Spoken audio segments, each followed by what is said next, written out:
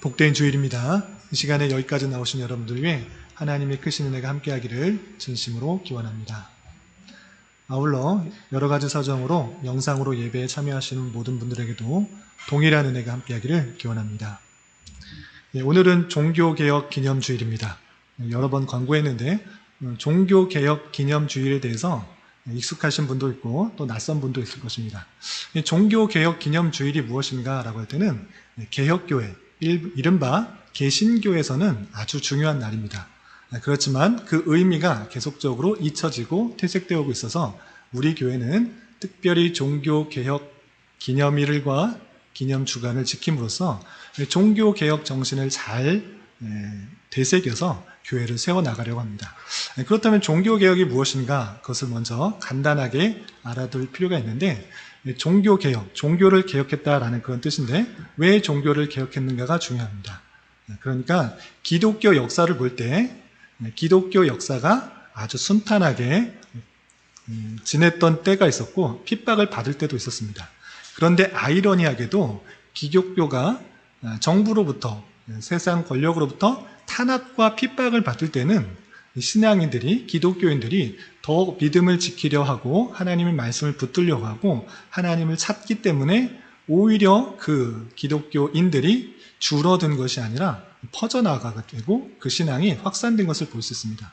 그리고 기독교 역사를 볼 때 오히려 그 핍박받던 기독교가 나라에 의해서 인정이 되고 그 다음에 국교로 정해지자 그 기독교는 점점점 타락의 길로 가게 된 것입니다. 한꺼번에 타락했다 보면은 수년, 수십 년, 수백 년, 수천 년에 걸쳐서 계속적으로 조금씩 타락된 것입니다. 그렇기 때문에 약 AD 500년부터 1500년, 이 1000년의 기간 동안에 이 기독교는 탄압을 받지 않고 국교로서, 나라의 종교로서 인정을 받았지만 오히려 그 중세 시대에는 하나님의 말씀을 잘 읽고 따르고 그 말씀대로 살아가는 것이 아니라 로마 가톨릭의 사제나 교황에 의해서 그 말씀에 순종하는 것으로 그 말씀을 그대로 따르는 것으로 사제나 교황의 의견, 그 견해에 따르는 것으로 자신의 신앙생활을 해왔던 것입니다. 그렇기 때문에 종교는 계속해서 타락해 가고 있는 그런 모습을 볼 수 있습니다. 그래서 루터라는 한 신학자는 어떠한 모습을 보였는가? 중세시대의 로마 가톨릭이 위해서 성경 말씀이 읽혀지지 않고 성경 말씀을 따르는 것이 아니라 교황의 말을 따르면 된다. 교황의 말을 따르는 것이 구원을 받는 것이다. 그것이 올바른 신앙생활이다. 이렇게 주장해왔던 것과 달리 오직 하나님의 말씀을 가지고 그 말씀대로 실천하는 것이 하나님께서 원하시는 것이고 바른 기독교의 모습이다. 이렇게 강조했던 것입니다. 그렇다면 로마 교황이 주장했던 것은 무엇일까요? 로마 카톨릭에서 주장했던 것은 무엇일까요? 우리가 구원받는 것은 단순히 예수 그리스도의 보혈, 예수님을 믿음으로 구원받는 것 아니다. 그것이 아주 중요한 일이지만 그것을 통해서만 구원받는 것이 아니라 우리의 행위, 우리의 선행, 우리의 노력들이 필요하다 이렇게 주장할 것입니다.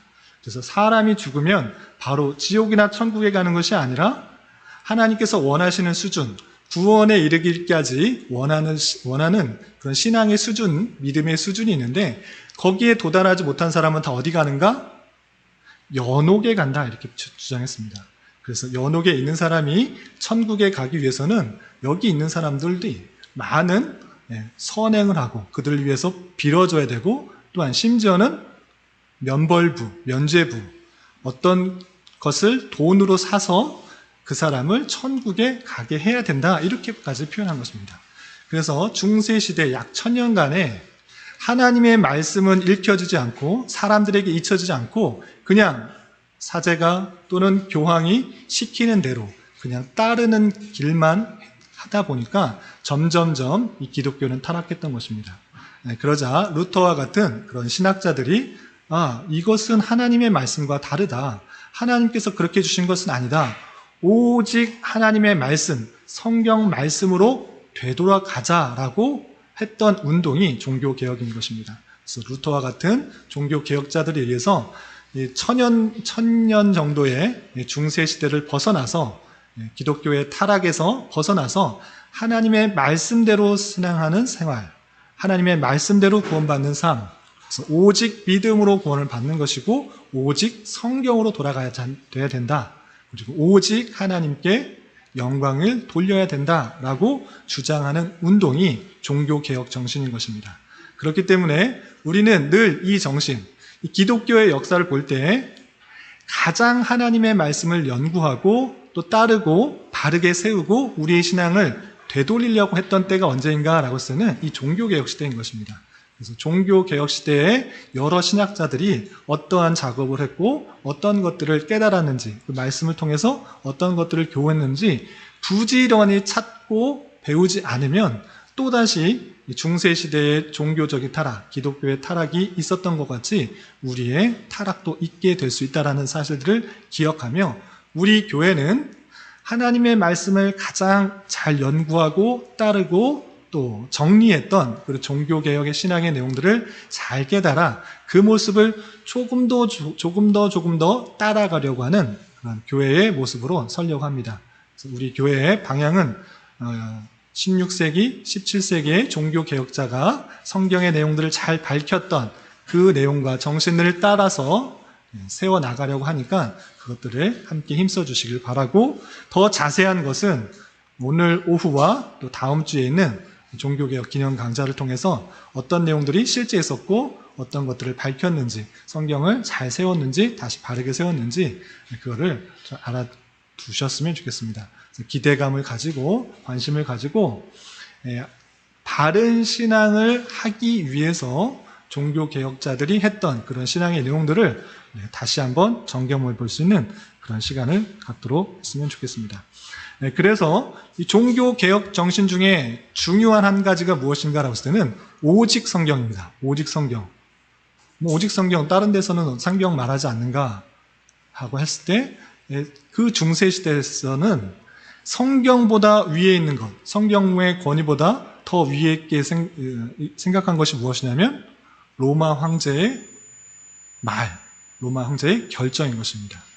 성경은 하나님의 말씀이지만 이것은 교회가 하나님의 말씀으로 인정해 주었기 때문에 성경의 권위보다 자신의 권위, 로마 교황의 권위를 더 높게 두었던 것입니다.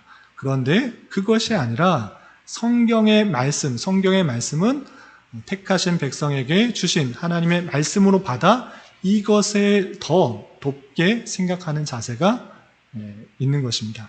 그래서 우리 교회는 오직 성경의 내용을 강조하는데 그 강조점을 두고자 어떻게 하느냐? 여러분들 아시는 분은 아시겠지만 말씀 일기라는 표현을 썼습니다. 이게 무슨 뜻이냐면 제가 얼마든지 성경 66권을 가지고 제가 필요한 말씀만 꺼내서 이렇게 설교할 수 있습니다. 쉽고 편안한 말씀들, 아주 강조하기 쉬운 것, 제가 원하는 말씀들을 헌금을 많이 하든지 아니면 선교를 많이 하든지 전도를 많이 하게 하고자 성경의 본문들을 원하는 것을 끌어다 쓸 수 있습니다. 충분히 그런 것들을 다 알기 때문에. 그런데 그렇게 되면 하나님께서 주신 66권 전체의 말씀, 하나님께서 원하시는 말씀을 자칫 목회자가, 설교자가 왜곡하거나 한 부분만을 강조할 수 있기 때문에 상당히 조심스러운 것입니다. 그래서 설교자도, 목회자도 하나님 말씀 아래에 있다는 것들을 표현하기 위해서 말씀을 앞에 두고 설교자가, 목회자가 따라가는 방식을 취하는 것입니다.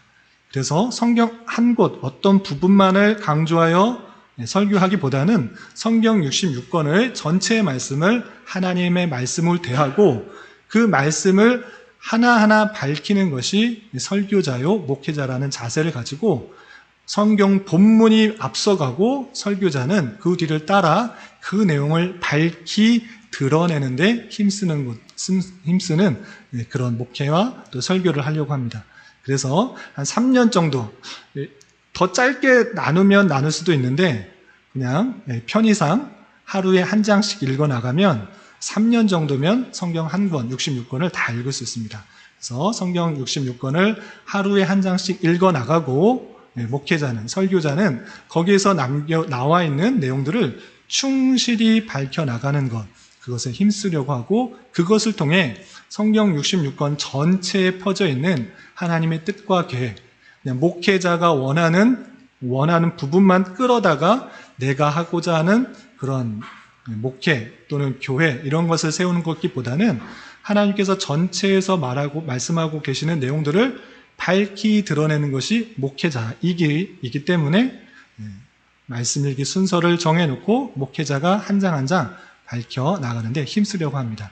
그래서 여러분들 계속 주보에도 말씀 읽기 본문이 이렇게 한 장 한 장 쓰여 있는데, 내가 원하는 말씀만 끌어다가 성경을 읽으면 기독교인 것 같지만 자칫 내가 만든 그냥 하나님을 만들어 놓고 내가 만든 신을 모시는 그런 우상 숭배에 빠질 수 있다는 사실들을 주의해야 되는 것입니다.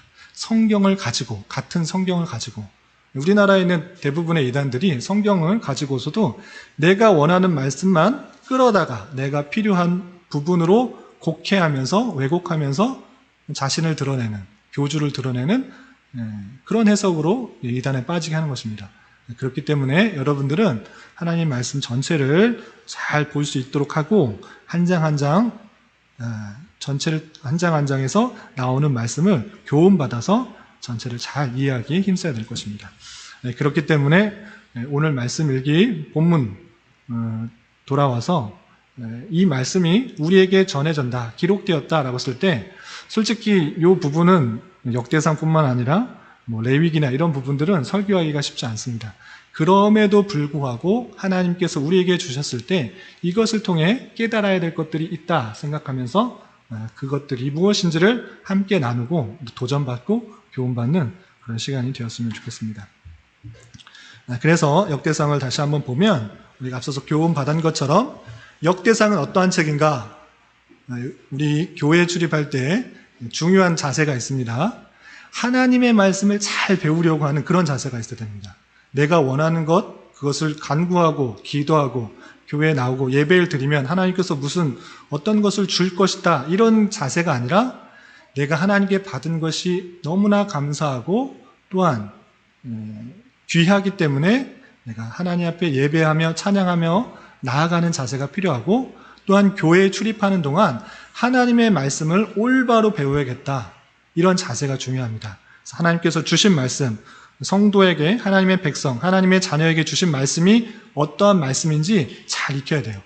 교회를 수십 년을 다녀도 하나님 말씀이 어떠한지 자신 있게 말할 수 없다고 하면 그것은 잘못된 신앙생활을 하는 것입니다. 그렇기 때문에 하나님 말씀을 잘 알기에 힘써야 될 것입니다. 그렇게 교회 출입하는 동안, 예배를 드리는 동안, 성경 공부를 하는 동안 그런 내용들을 잘 익혀 하나님을 아는 지식이 풍성해지고 하나님께서 우리를 얼마나 사랑하시는지 잘 깨달을 수 있는 저희와 여러분들 되시기를 부탁을 드립니다. 우리 역대상을 계속해서 보고 있습니다. 역대상은 어떠한 책인가? 이스라엘 백성들이 포로에서 되돌아왔을 때 그들에게 필요한 것, 그들의 정체성을 심어주고 그리고 하나님의 나라의 회복을 위해서 여러 왕들 중에 다윗의 통치를 보여줌으로써 영광스러웠던 그 모습들을 다시 한번 회복하고자 이 책들이 기록된 것입니다. 그래서 영광스러웠던 다윗의 통치를 모범으로 제시하여서 정통성을 주장하고 그 통치를 사모하도록 고취하고 있는 그런 모습을 살펴볼 수 있습니다. 그래서 1장부터 9장까지는 아담으로부터 다윗까지 다양한 족보를 쭉 기록하고 있는 것을 볼 수가 있고요. 그 나머지 10장부터 마지막까지는 다윗이 어떻게 기름을 받았는지 또 어떤 통치를 했는지에 대해서 쭉 기록되고 있습니다. 그런데 이 다윗의 통치에서도 또 주의해 볼 것이 있습니다. 다윗이 잘했냐 못했냐 그 모든 것들을 세세하게 기록한 것이 아니라 다윗의 통치 중에 잘못한 것들은 다 생략해 버리고 다윗이 행한 것 중에 법궤를 옮겨오는 것, 그리고 성전을 짓기 위해서 마음을 품고 준비하고 또한 대비한 내용이 아주 길게 되어 있는 것입니다. 그래서 읽어보신 분들은 아시겠지만 13장부터 16장까지 다윗이 다시 하나님의 법궤를 어떻게 가져오게 되는지, 어떤 사건들이 있었는지 자세하게 기술하고 있고, 다윗이 잘못했던 것, 밧세바를 보냈던 것, 우리아를 죽이게 했던 것, 그런 잘못한 내용들, 그리고 그의 자녀로부터 공격받았던 것, 반역을 받았다는 것, 그 모든 것들은 다 생략하고 다윗이 전쟁에서 승리하였고, 그리고 다윗이 성전을 짓기 위하여서 오른단 타작마당을 사고, 또 성전 건축을 위해서 수많은 금, 은, 놋, 백향목들을 준비하고, 또 그 성전에서 일할 사람, 레위인, 제사장, 성전 문지기, 그 다음에 찬양대를 조직한 내용들로 28장까지 채워진 것을 볼 수 있습니다. 그래서 다윗의 통치도 중요하지만 다윗의 통치에 있어서 정말 중요한 것은 하나님을 어떻게 모시고 섬기는가, 이것을 중요시하게 기술하고 있다는 사실들을 알 수 있어야 될 것입니다. 그런 가운데 오늘 말씀 읽기 본문 역대상 25장은 찬양대를 조직하는 것, 성전에서 하나님을 찬양하는 일을 맡은 사람들을 어떻게 조직하고 운영할 건지, 이른바 찬양대를 편성하는 내용들이 나와 있는 것입니다. 그러면 어떻게 편성했는지 살펴보도록 하겠습니다. 우선 1절에 보면 이런 표현이 있습니다. 다윗이 군대의 지휘관들과 더불어 아삽과 헤만과 여두둔의 자손 중에서 구별하여 섬기게 하되 수금과 비파와 제금을 잡아 신령한 노래를 하게 하였다. 그랬습니다. 다윗이 군대 지휘관과 더불어 아삽, 헤만, 여두둔 이 세 명의 사람들을 성별하여서 구분하여서 찬양하는 일을 감당하도록 했다라는 것입니다. 그런데 그 사람들이 어떠한 악기를 갖고 있었는가?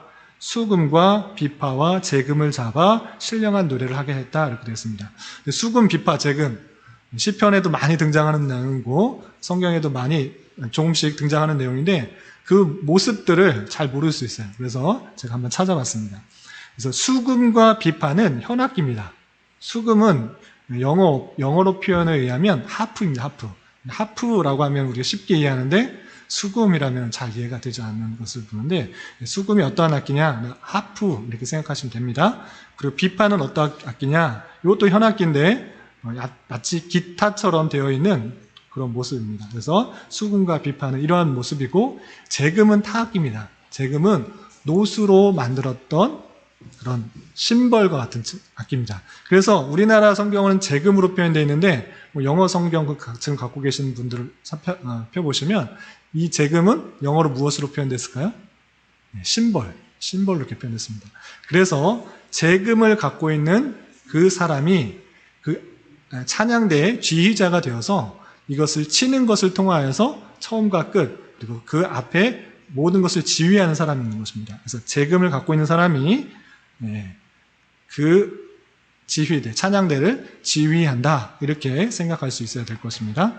이렇게 아삽과 헤만과 여두둔이 수금, 비파, 제금을 가지고 신령한 노래를 하는 찬양을 하도록 그렇게 했던 것입니다. 그리고 2절 이하 보면 맨 처음에 아삽과 그의 아들들이 나오는데 그의 직무들이 무엇인지 2절을 한번 보겠습니다. 2절 보면 아삽의 아들들은 삭굴과 요셉과 느다냐와 아세랄라니, 이 아삽의 아들들이 아삽의 지휘 아래 왕의 명령을 따라 신령한 노래를 하였다, 이렇게 되었습니다. 아삽의 아들이 몇 명 있다고요? 아삽의 아들이 몇 명 있다고요? 4명 있다 그랬습니다. 4명이 아삽의 지휘 아래 왕의 명령을 따라 신령한 노래를 했다, 이렇게 되었습니다. 아삽의 4아들이 함께 그 찬양대의 역할들을 감당하고 있는 것을 볼 수 있습니다. 그리고 3절에서 보면 여두둔에 이르러서는 그의 아들들 그달리아와 스리와 여사야와 스므이와 하사랴와 맏디디아 6사람이니 라고 했습니다. 여두둔과 그의 아들들 몇 명이요? 6사람이 함께 찬양대의 역할들을 감당하고 있는 것을 볼 수 있습니다. 그래서 그의 아버지 여두둔의 지휘 아래 무엇을 잡아? 수금을 잡아 신령한 노래를 하며 여호와께 감사와 찬양을 했다. 찬양대의 역할을 감당했다라고 했습니다. 그래서 여두둔의 아들들은 특별히 찬양대에서 어떤 악기를 가지고 있다고요? 수금. 수금을 잡고 역할을 하는 그런 사람들이었습니다. 그리고 세 번째, 4절에 보면 해만에게 이르러서는 그의 아들들 북기야와 쭉쭉쭉 하면서 16명의 아들들이 나옵니다. 그래서 해만과 그의 아들들은 함께 찬양대의 역할들을 감당했는데 특별히 어떠한 일을 감당했는가? 5절 보겠습니다. 5절 보면 이는 다 해만의 아들들이니 나팔을 부는 자들이며 라고 되어 있습니다. 예, 해만의 아들들은 특별히 찬양대에서 어떤 역할들을 감당했습니까? 예, 나팔을 부는 역할들. 그래서 아삽은 찬양대의 지휘자로서 특히 재금을 갖고 있는 그런 모습이고 여두드는 수금, 그리고 해만은 나팔을 들고 있는 그런 모습입니다. 그래서 각기 자손에 따라 맡은 역할이 달라서 그 악기를 가지고 찬양을 하고 있는 것입니다.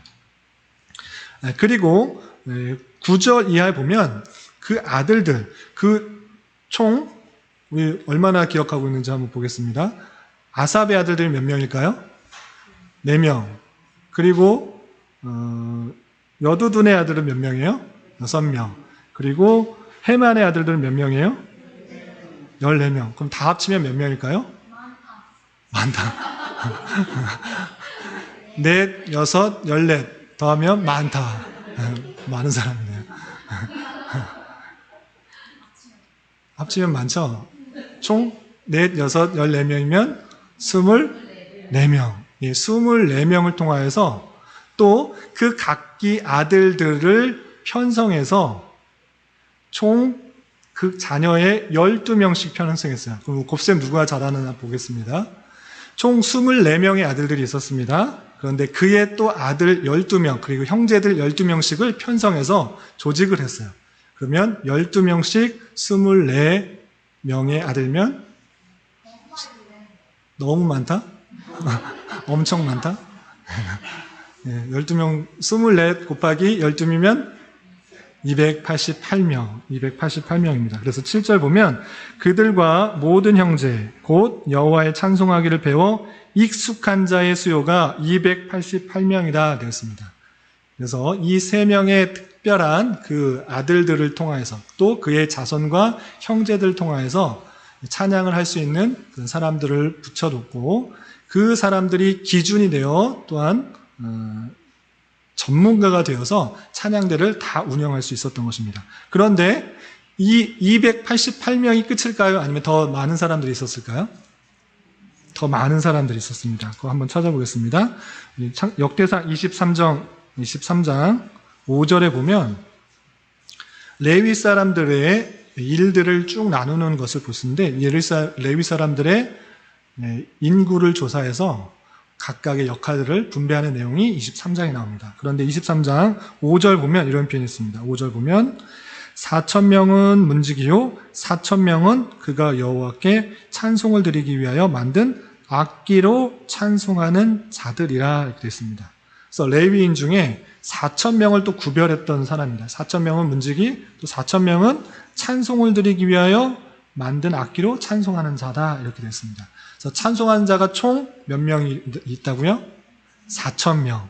그 중에 이 세 지파가 아니고 세 자손들 아삽과 여두둔 해만의 그런 자손들로 280명이 있고 그 280명이 아주 전문적으로 잘 배워서 아버지로부터 잘 배워서 그 4,000명과 함께 하나님을 찬양하는 것입니다.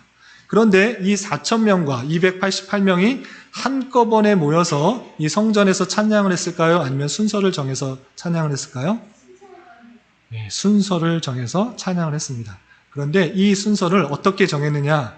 그것은 먼저 하고 싶은 사람도 있고 찬양대 어떤 것들을 하면 난 먼저 빨리 하고 쉬고 싶다 하는 사람이 있고 어떤 사람은 천천히 나중에 남이 하는 거 다 보고 어떻게 잘하는지 보고 나중에 하고 싶은 사람도 있을 것입니다. 그렇게 자기가 하고자 하는 것들이 다 있을 텐데 그렇게 하지 않고 제비 뽑기 방법을 통하여서 이 24명의 그런 단차들이 어떻게 해야 될지를 정했습니다. 그래서 8절에 보면 큰 자나 작은 자나 스승이나 제자를 막론하고 다 같이 제비 뽑아 직임을 얻어 9절에 보면 첫째로 제비 뽑힌 자가 아삽의 아들 요셉이오라고 하면서 첫째부터 24째까지 순서를 정하여서 1년을 있으면 자기 순서에 따라서 첫 번째 찬양대, 두 번째 찬양대, 세 번째 찬양대 그렇게 찬양대의 역할들을 감당할 수 있도록 24번의 그런 반차를 정해서 했던 것을 볼 수 있습니다. 그래서 이 사람들이 하나님의 성전에서 하나님을 찬양하고 높이며 하나님께 영광 돌리는 일을 감당하도록 다윗이 처음으로 찬양대를 조직한 장면이 25장에 나오는 것입니다. 그렇다면 과연 이것을 통해 우리가 무엇을 깨달아야 되는 것인가가 오늘날에 있어서 우리에게 중요한 것입니다. 그냥 단순히 다윗이 왕으로서 성전의 찬양대를 조직했다 그렇게 알고 그치는 것이 아니라 왜 조직했고 어떤 방식으로 운영을 했고 또한 이것들을 오늘날 우리가 어떻게 찬양하라고 교훈하는 것인가를 생각할 수 있어야 되는 것입니다. 첫 번째, 다윗이 찬양대를 조직한 이유가 무엇일까라고 했을 때 3절에 그 힌트가 있습니다. 3절에 보면 그 끝에 보면 신령한 노래를 하며 여호와께 감사하며 찬양하며 라는 것이 있습니다. 이것은 단순히 여두둔에게만 해당되는 것이 아니라 그 찬양대에게 공통적으로 해야 될 일들을 보여준 것입니다. 그런데 그 찬양대만 해당되는 것이 아니라 하나님의 백성으로서 마땅히 행해야 될 모습을 이 찬양대의 모습을 통해서 알도록 한 것입니다. 그렇기 때문에 이 찬양대의 모습을 통해서 우리가 무엇을 깨달아야 되는가? 성도에게 있어서 하나님의 백성으로 있어서 하나님을 찬양하며 높이는 것, 하나님께 영광을 돌리는 삶이 얼마나 중요한지를 깨닫게 해주기 위해서 다윗이 이 찬양대를 처음으로 조직해서 운영한 것입니다. 하나님을 섬기는 데 있어서 그냥 하나님께 제사 드리고 그냥 많은 것이 아니라 사람의 목적, 사람이 지으신 목적을 아는 것이 중요한데 그것은 다름 아니라 하나님께 영광을 돌리며 찬송을 돌리는 것이기 때문에 다윗은 이 찬양대를 조직함으로 하나님을 찬양하는 것을 통하여서 하나님의 백성으로서 마땅한 삶의 자세를 생각하도록 한 것입니다. 사람의 목적, 이것이 이사야 43장 21절에 이렇게 표현된 것을 볼 수 있습니다. 시간 관계상 제가 읽어드리겠습니다. 이 백성은 내가 나를 위하여 지었나니 나를 찬송하게 하려 함이라. 이것이 사람의 지으신 목적입니다. 잘 아셔야 됩니다. 내가 왜 살아야 되는가? 무엇 때문에 이 땅에 있는가? 하나님은 왜 사람을 만드셨는가? 이것을 성경에서는 분명하게 보여주고 있습니다. 그것은 다름 아니라 이 백성은 내가 나를 위하여 지었나니 나를 찬송하게 하려 함이라 이렇게 분명히 선언하고 있는 것입니다. 사람이 살아가는 이유, 목적, 그것을 분명히 말해주고 있는 것입니다. 그것은 다름 아니라 지으신 분, 만드신 분, 그 하나님을 찬송하게 하게 함이라 이렇게 표현하고 있는 것입니다. 또한 에베소서 1장 6절에서도 하나님께서 왜 예정하셨고 택하셨고 구원하셨는가 이렇게 표현하고 있는 것을 볼 수 있습니다. 에베소 1장 6절에 보면 이는 그가 사랑하신 자 안에서 우리에게 거저 주시는 바 그 은혜의 영광을 찬송하게 하려 하는 것이다 이렇게 표현하고 있는 것입니다. 하나님께서 왜 예정하셨는가? 왜 구원받게 하셨는가? 하나님을 찬송하게 하려 한 것이다 라고 표현하고 있는 것입니다. 여러분들의 삶을 잘 살펴보십시오. 정말 감사와 찬송이 있습니까?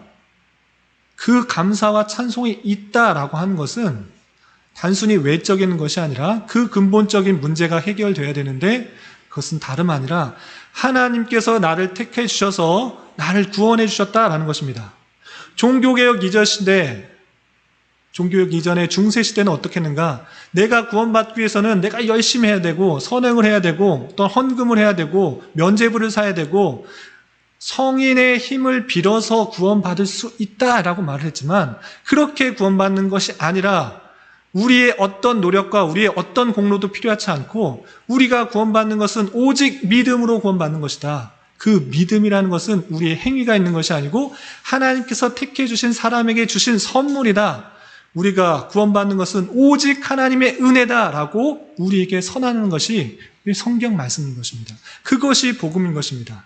그것을 아는 자는 참된 감사가 있는 것입니다. 참된 기쁨이 있는 것입니다. 하나님을 찬양할 수가 있는 것입니다.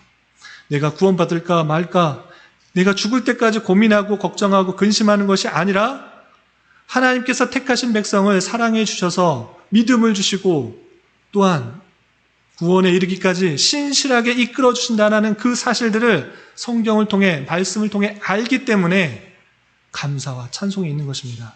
나같이 부족한 자가, 나같이 죄 많은 자가, 나 같은 어리석은 자가 무엇이 좋은 것이 있다고 하나님께서 나를 택해 주실까? 나같이 어리석은데, 나같이 교만한데, 나같이 죄가 많은데, 그럼에도 불구하고 하나님의 은혜가, 하나님의 자비가, 하나님의 주권이 나를 택하였기 때문에 지금 이 자리를 불러주셔서 하나님의 말씀을 듣게 하고 하나님의 자녀인 것들을 깨닫게 하고 하나님의 말씀에 사로잡히게 하셨다라는 그것, 그 모든 것이 우연이 아니라 하나님의 주권이요, 하나님의 선택이요, 하나님의 일하심이라고 믿기 때문에 감사와 찬송이 있는 것입니다. 그렇기 때문에 우리 기독교, 개혁교회, 개혁주의 신앙을 믿는 사람은 어떠한 공로도 사람에게 돌아가는 것이 아니라 오직 하나님께 영광이 돌아가는 것이고 오직 하나님께만 찬송이 돌아가는 것입니다. 우리 어떠한 것을 보고도 하나님의 조건이 될 수가 없고 오직 하나님의 공로와 하나님의 은혜와 하나님의 자비와 하나님의 선택하심에 따라 우리가 구원받았다는 그 사실 알고 오직 하나님만 영광 돌리며 하나님만 찬송할 수 있는 저와 여러분이 되시기를 주님의 이름으로 부탁을 드립니다. 그리고 또 찬양대를 어떻게 조직하고 운영하였는가 좀 살펴볼 필요가 있습니다. 아까 잠깐 살펴본 것처럼 아삽, 여둔, 헤반 이 아들들에게 또 12명의 아들과 형제들을 12명을 택하여서 조직적으로 288명을 편성하였습니다. 그리고 그것을 운영하는 데 있어서 서로 다툼이나 분쟁 그런 것이 없도록 제비 뽑기를 통하여서 그 순번을 정해서 차례대로 찬양을 할 수 있도록 그렇게 감당했습니다. 그런데 그 찬양대가 자기 순서가 오면 1년에 가만히 있다가 1년이 52주니까 24수로 나누면 대충 1년에 몇 번 정도 섬기는 거예요? 52 나누기 24? 2번 정도 섬기는 거죠. 2번 정도. 한 반차는 한 2주 정도, 1년에 2주 정도 이렇게 섬기게 되는 거예요. 어떤 그 가족은 3번 섬기는 데도 있지만, 보통은 2주를 섬기는 거예요. 그럼 2주 섬기고 나머지 1년 동안 뭐 하는가? 뒷짐지고 놀고 있는가? 그것이 아니라, 그가 골방에서 얼마나 열심히 노력하고 있는 것을 살펴볼 수 있는 것입니다. 그것이 어디 표현되는가? 역대상 9장 33절에 이렇게 표현되어 있습니다. 성경책 한번 찾아보겠습니다. 찬양대의 사람들이, 뽑힌 사람들은 1년 동안 뭐 하는가? 역대상 9장 33절 찾으신 분들과 함께 읽겠습니다. 시작. 또 찬송하는 자가 있으니 곧 레위 우두머리라. 그들은 골방에 거주하면서 주야로 자기 직분에 전념함으로 다른 일은 하지 아니하였더라. 아멘. 1년 동안 2주만 하면 2주만 열심히, 한 주 전이나 2주 전에 열심히 아버지로부터 배우고 또 열심히 배워서 그냥 2주 하는 거니까 그냥 하면 되겠지라고 하는 것이 아니라 다른 일은 전혀 하지 않고 골방에 들어가서 무엇을 합니까? 자기 직분에 전념하는 거예요. 찬송하기 위해서, 그 연주를 잘하기 위해서 얼마나 열심히 갈고 닦고 그 일들을 하기 위해서 열심히 하는 것을 볼 수 있습니다. 단순히 찬송하는 일인데, 악기를 연주하는 일인데 그것이 무엇이라고 1년 내내 골방에 들어가서 열심히 합니까? 그것은 다름 아니라 그들에게 주어진 직분, 그들에게 주어진 직무이기 때문에 최선을 다해 그 일들을 감당하고 있는 것을 볼 수 있어요. 그 일이 작으면 작은 일이라고 생각할 수 있지만 자기에게 맡겨진 일이기 때문에 최선을 다해서 골방에 들어가서 자기 직무에 전념하여서 악기를 잘 연주하기 위해서 최선을 다하고 있는 그런 모습을 볼 수 있습니다. 다른 일을 전혀 하지 않고 내게 맡겨진 일이 연주하는 일, 찬송을 연주하는 일이기 때문에, 찬송을 하는 일이기 때문에 집중해서 하는 모습을 볼 수가 있습니다. 마찬가지로 성도에게 있어서 모두 다 이렇게 지금 열심히 아무것도 하지 말고 찬송을 하라 이런 의미가 아니라 각자에게 주어진 사명과 역할들이 있는 것입니다. 그것이 각자에게 달란트가 다르게 주어진 것입니다. 그러할 때 정말 나는 하나님께서 주어진 사명으로 알고 남과 비교하며 불평불만하는 것이 아니라 내게 주어진 것이, 내게 주어진 달란트가, 내게 주어진 은사가, 내게 주어진 직무가, 내게 주어진 직분이 이것이라 믿고 정말 그 자리에서 최선을 다하고 있는지를 되돌아보아야 될 것입니다. 하나님께서 예수님께서 신약에 달란트 비유를 주셨습니다. 어떤 사람에게는 많은 달란트를 줬고 어떤 사람에게는 조그만 달란트를 주셨습니다. 그것은 예수님의 마음입니다. 하나님께서 주시는 자에게 그냥 주시는 것입니다. 그런데 그것이 단순히 작다고 적다고 그냥 불평불만하는 것이 아니라 맡긴 자에게 주어진 것은 충성이며 최선을 다해 섬기는 것입니다. 그러할 때 내게 맡겨진 역할들이 무엇인지, 내게 주어진 달란트가 무엇이든지 그것이 주님께서 주신 줄 알아 그 자리에서 최선을 다해 섬겨 나가는 것, 그것이 하나님을 찬양하는 것이고 하나님을 높이는 것이며 주신 자에 마땅하게 합당하게 살아가는 것이라는 것들을 잊지 말아야 될 것입니다. 찬양대회를 조직하고 운영했던 그 모습처럼 우리도 우리에게 맡겨진 일들에 불평불만, 아쉬워하는 것이 아니라 주님께서 주신 줄 알아 최선을 다해 성심으로 잘 감당할 수 있는 저와 여러분이 되시기를 주님의 이름으로 부탁을 드립니다. 그리고 또 한 가지, 우리는 어떻게 찬양을 해야 될까 생각해 보았으면 좋겠습니다. 우리 찬양대를 조직하고 또한 이 세 사람의 특별한 사람을 두어 악기를 다룰 수 있게 하고 전문적으로 다룰 수 있게 하고 또한 또 수많은 사람들과 함께 찬양을 할 수 있도록 했는데 중요한 것은 어떠한 찬양을 했는가입니다. 어떠한 찬양을 했는가, 그것은 계속해서 반복되고 있는데 그것은 다름 아니라 신령한 노래라고 하는 것입니다. 이 신령한 노래가 중요한데 이 신령한 노래의 히브리어를 보면 그 원문상 예언이라는 단어와 똑같은 것을 알 수 있습니다. 그렇기 때문에 이 신령한 노래는 하나님의 말씀을 예언하는 그런 찬양으로 이해해야 될 것입니다. 실제로 이 세 사람이 지은 시편이 성경 말씀에 기록되어 있는 것입니다. 그렇기 때문에 단순히 자신의 기쁨, 자신의 노래, 자신의 즐거움을 노래했다기보다는 그들은 신령한 노래를 했는데 그 신령한 노래는 하나님의 뜻과 은혜들을 선포하는 내용으로 있는 것입니다. 그래서 시편 40편과 73편부터 83편까지 12편은 아삽의 시로 되어 있고 또 여두둔의 시는 시편 39편, 62편, 77편 이 세 편이 있고 그리고 시편 150편 중에 알려지지 않은, 작자가 알려지지 않은 많은 시편들이 있는데 그 중에 이 사람들이 지을 것으로 생각되는 그런 시편들도 많이 있는 것입니다. 그리고 다윗의 시, 다윗이 지은 시 이렇게 쓰여진 것도 다윗이 스스로 다 지었다기보다는 다윗의 영향 아래 지어졌기 때문에 그렇게 다 포함되고 있는 것을 볼 수 있습니다. 어쨌든 이 사람들이 불렀던 신령한 노래는 단순히 내가 즐겁다고 기쁘다고 외치는 것이 아니라 하나님의 뜻, 하나님의 행하심, 하나님의 영광들을 하나님의 음성으로, 신령한 음성으로 높이는 것이었습니다. 하나님을 어떤 분이신지를 알렸던 것입니다. 그리고 계속 반복했던 그런 표현이 있었는데 그것은 그 세 사람이 어떤 사람이었냐면 선견자였다 이렇게 표현했습니다. 보겠습니다.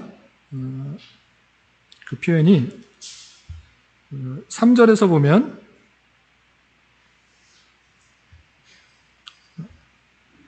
아삽에 대해서는 역대하 29장 30절에 있는데 29장 30절에 보면 그 아삽이 왕의 선견자다 이렇게 표현되고 있었고 또 여두둔에 대해서는 역대하 35장 15절에 보면 마찬가지로 왕의 선견자다 이렇게 표현되어 있고 오늘 말씀 읽기 본문이었던 역대상 25장 5절에서 보면 또 헤만에 대해서 설명할 때 하나님의 말씀을 가진 왕의 선견자다 이렇게 표현되고 있습니다. 선견자가 뭡니까? 선견자, 미리 보는 사람, 하나님의 뜻을 미리 깨닫고 그것을 보고 말하는 사람이다 이렇게 표현하고 있습니다. 그러니까 왕에게 하나님의 뜻을 전달해주고 아뢰는 사람이었습니다. 이 찬양대의 사람은 그냥 자신의 기쁨을 그냥 노래하는 그런 사람이 아니라 하나님의 뜻, 하나님의 영광, 하나님의 어떠한 심들을 미리 깨닫고 그 뜻을 밝혀주는 그런 내용으로 찬양을 했다라는 것입니다. 그렇기 때문에 우리의 찬양은 핵심적으로 어떻게 되는가라고 했을 때 여느 교회와 좀 구별할 필요가 있습니다. 찬송이 하나님을 높이는 것인지 아니면 나의 기쁨이 되고 있는지를 확실하게 잘 생각해 볼 수 있어야 될 것입니다. 모든 그런 것은 아니지만 CCM 중에서는 정말 그 내용의 가사나 리듬과 그 모든 것을 봤을 때 정말 그 리듬과 그 가사에 하나님의 영광을 높이고 있는가, 하나님의 바른 뜻을 선포하고 있는가, 하나님의 놀라우심들을 온전히 경배하고 있는가라고 했을 때 많은 부분들은 그러한 경우도 있지만 그렇지 않은 경우도 있다는 것입니다. 오히려 성경의 잘못된 부분, 그 핵심적인 내용이 아니라 다른 부분을 끌고 와서 자신의 만족을 위해, 자신의 안위를 위해, 자신의 기쁨을 위해, 자신의 즐거움을 위해 찬송하고 있는 곡들이 적지 않은 것을 볼 수 있습니다. 그렇기 때문에 우리는 바른 내용의 찬송을 통해, 바른 내용의 곡조를 통해 하나님을 높여드리는 그런 바른 찬송을 해야 될 것입니다. 그냥 쉬운 예로 그냥 CCM 중에 제일 문제가 됐던 노래, 어떤 노래가 있느냐면 부르면 다 아실 것입니다. 힘들고 지쳐 낭망하고, 다 아시죠? 모든 교회에 한참 유행했던 그런 곡인데 그 곡이 어떤 문제가 있습니까? 네? 처음 들어보신 분도 있는데, 네, 되게 좋은데 하나님께서 위로해 주신다라는 그런 내용인데 그 내용의 가사를 보면 너는 내 아들이라 오늘날 내가 너를 낳도다, 이런 찬송이 있죠. 그 가사가 곡조도 좋고 내용도 좋은 것 같은데 그 가사가 문제가 됩니다.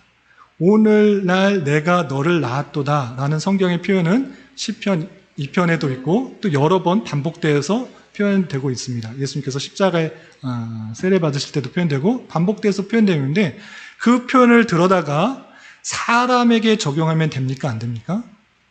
안 되는 것입니다. 오늘날 내가 너를 낳았다, 이것은 예수님 한 분께만 적용되는 그런 하나님의 말씀입니다. 우리가 나음을 받은 것이 아니라 우리는 입양된 것입니다. 하나님의 자녀로 택함을 받아서 하나님의 자녀로 양자로 부르심을 받은 것입니다. 그런데 성경에 있는 표현들을 그냥 좋은 말만 끄어다가 자신의 위안을 위해서, 자신의 만족을 위해서, 자신의 기쁨을 위해서 하는 찬송들이 너무 많이 있는 것입니다.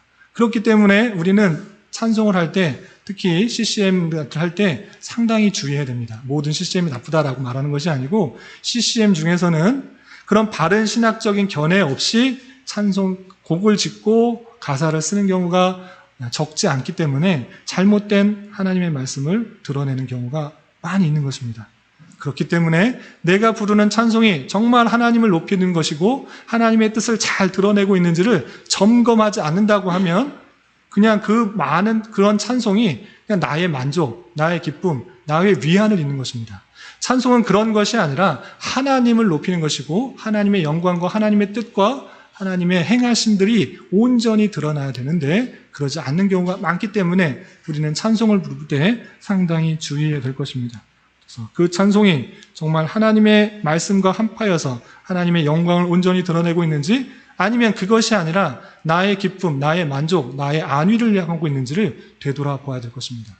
아무리 예배 시간에, 집회 시간에 찬양을 하더라도 하나님을 높이는 것이 아니라 나의 기쁨과 나의 만족과 나의 평안과 나의 안위를 위한 것이라면 그것은 올바른 찬송이 될 수 없다는 사실을 알고 이 세 사람이 했던 그 찬송, 그것은 선견자로서 하나님의 예언, 하나님의 뜻, 하나님의 영광을 선포하는 그런 내용이었다는 것들을 잘 알고 찬송을 부를 때 삼가 조심하여 하나님을 온전히 높이는 찬송을 해야 될 것입니다. 그리고 마지막으로 이 내용은 시간 관계상 시간이 너무 많이 지나가서 넘어가도록 하겠습니다. 다음 시간에 또 시간이 있을 때 하도록 하겠습니다. 말씀을 정리하겠습니다. 신약의 성도들은 모두가 하나님의 자녀요 제사장이요, 찬양대원입니다. 엄청난 은혜요, 복이라는 사실들, 그 복을 이미 받았다는 사실들을 잘 알아야 될 것입니다. 우리가 받은 복이 얼마나 큰지를 잘 알아야 될 것입니다. 이것은 오직 그리스도의 구속으로 말미암아 주어진 신분이고 지위이며 사명인 것입니다. 따라서 우리 모두가 생각할 수도 없는 큰 복을 받은 자임을, 이미 받은 자임을 기억하고 항상 감사하며 주어진 직무에, 주어진 역할에 충실하게 임하는 성도로서 하나님의 영광을 드러내는 찬양의 삶을 살아야 될 것입니다. 이런 은혜가 저와 여러분, 우리 모두에게 있기를 진심으로 기원합니다. 기도하겠습니다. 하나님 아버지 감사합니다. 오늘 말씀을 통해서 다윗의 찬양대를 편성하는 내용을 살펴보았습니다. 우리 모두가 하나님의 자녀요, 제사장이요, 찬양대원이라는 것을 잊지 않게 하여 주시고 항상 감사하며 우리에게 맡겨진 일들을 충실하게 잘 감당할 수 있는 자 되게 하여 주시옵소서. 예수님의 이름으로 기도드리옵나이다. 아멘.